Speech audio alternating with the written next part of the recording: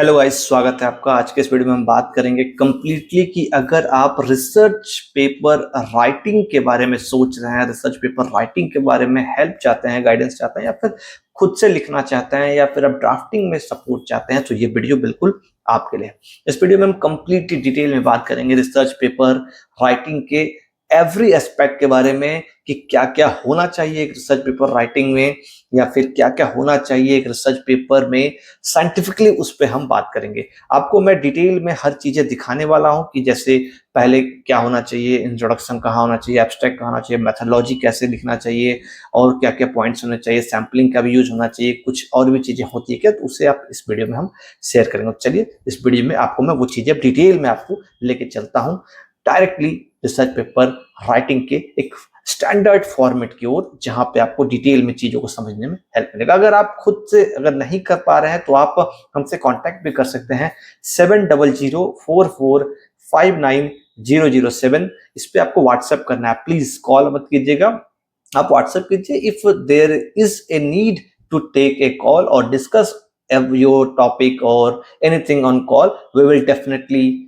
take a call from you. But first of all, you have to just give a WhatsApp message and there we will discuss whatever is the needed. ठीक है, तो चलिए पहले आपको मैं बताता हूं कि फॉर्मेट क्या होगा और कैसे होगा।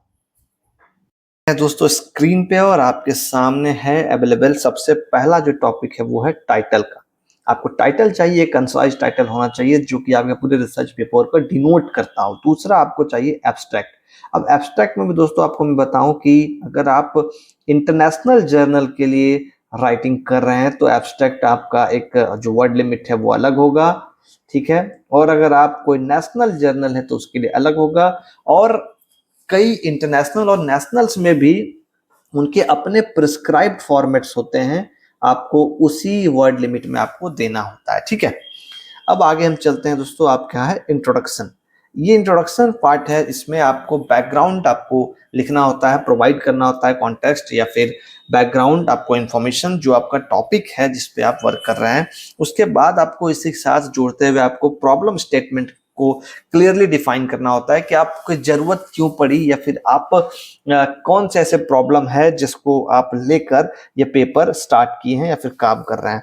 पर्पस क्या है आपका, आप मान लीजिए प्रॉब्लम बता दिया, पर्पस क्या है, सिर्फ आपको प्रॉब्लम को बताना आपका पर्पस है, या फिर आपको प्रॉब्लम की आलोचना करना आपका पर्पस है, प्रॉब्लम की समालोचना करना आपका पर्पस है, या फिर प्रॉब्लम का कोई सोल्यूशन है जो कि आपको लगता है कि हो सकता है, या फिर कुछ जगहों पे है उसको आप दिखाना चाहते हैं, वो आपका पर्पस है। स्टेट द मेन ऑब्जेक्टिव आपका जो है रिसर्च का, वो आपको यहाँ देना है, ठीक है। फिर है रिसर्च क्वेश्चन और हाइपोथेसिस। आपको यहाँ पे आउटलाइन करना है जो भी आपका पर्पज है, उसके बाद आपको जो क्वेश्चंस आपको लेके काम करना चाहते हैं वो आपको यहाँ पे दिखाना है रिसर्च क्वेश्चन और हाइपोथेसिस में, ठीक है।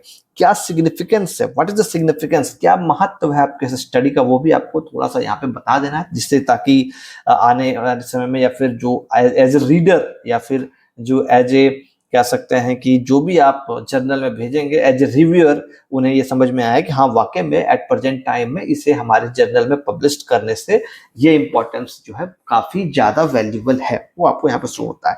मेजर जो आपका सिलेक्शन रिजेक्शन होता है वो होता है लिटरेचर रिव्यू। आपका जो टॉपिक आप ले रहे हैं, जो प्रॉब्लम आपने बताया, जो स्टेटमेंट आपका है, जो सिग्निफिकेंस है, वो क्या लिटरेचर रिव्यू से मैच कर रहा है, वो क्या उसके साथ मैचेबल है। तो यहाँ पे आपको ओवरव्यू करना है एग्जिस्टिंग जो भी रिसर्च है, समराइज करना है करंट स्टेट ऑफ नॉलेज को। उसके बाद आपको आता है आइडेंटिफिकेशन ऑफ गैप्स, क्या क्या गैप्स आपको निकल के आ रहे हैं रिव्यू के बाद, वो आपको यहाँ लिखना है। देन आता है मेजर पार्ट एक और, रिसर्च मेथोडोलॉजी, कि पूरा जो रिसर्च पेपर आपका है उसमें डिजाइन क्या होगा, साथ ही साथ आपका ये जो रिसर्च है क्वालिटेटिव होगा, क्वांटिटेटिव होगा, या फिर मिक्स्ड मेथड होगा, वो भी आपको बताना है। डेटा कलेक्शन मेथड्स, अगर प्राइमरी डेटा पे है तो क्या आप अपना रहे हैं, सेकेंडरी पे है तो क्या आप अपना रहे हैं, ठीक है। कैसे आप डेटा कलेक्ट कर रहे हैं, सर्वे है, इंटरव्यू है, या फिर आप कह सकते हैं डॉक्यूमेंट एनालिसिस है, जो भी है।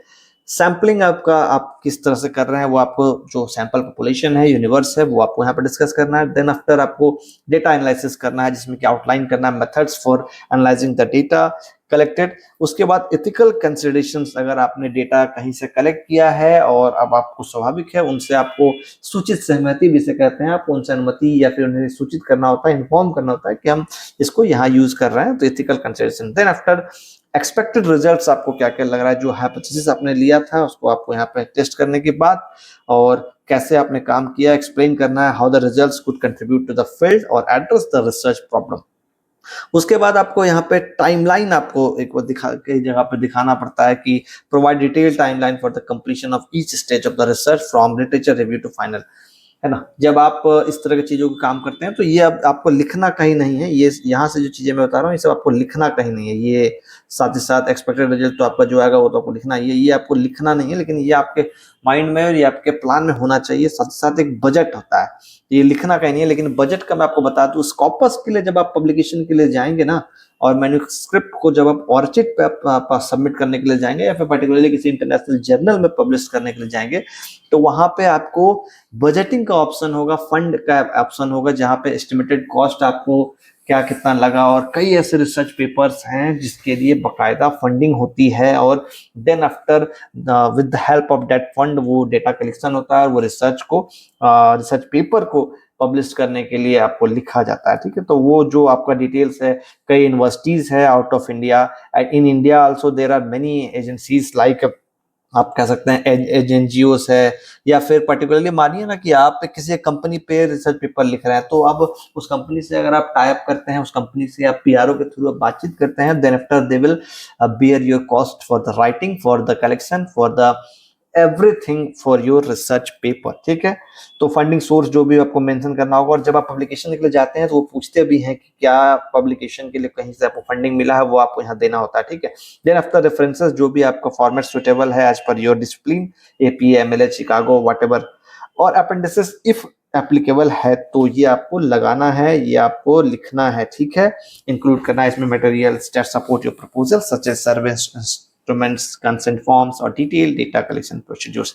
तो ये एक स्टैंडर्ड फॉर्मेट है आपको रिसर्च पेपर राइटिंग का।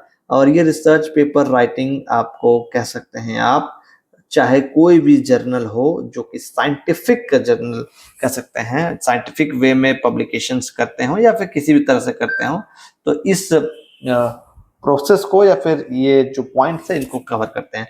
अगर आपको इसके बाद भी कुछ क्वेरी है या कुछ जानना है तो 7004459007 पे आपको व्हाट्सअप करना है। अगर आपको रिसर्च पेपर ड्राफ्टिंग में हेल्प चाहिए, राइटिंग में हेल्प चाहिए, या फिर आपको कुछ भी प्रॉब्लम है, बेझिझक आप कांटेक्ट कीजिए, we are there for you. Thank you, फिर मिलते हैं अगले वीडियो में, टेक केयर, बाय बाय।